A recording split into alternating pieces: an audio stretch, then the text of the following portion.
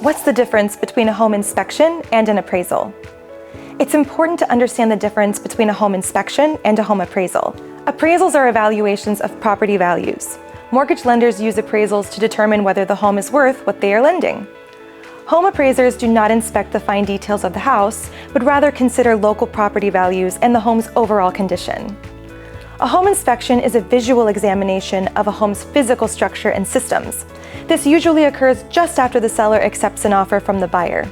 Escrow begins after both parties sign the purchase agreement. This process happens before or at the same time as the appraisal.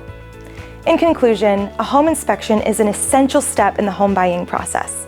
It provides peace of mind to home buyers and helps avoid any costly surprises down the road, while an appraisal is a general evaluation of the house.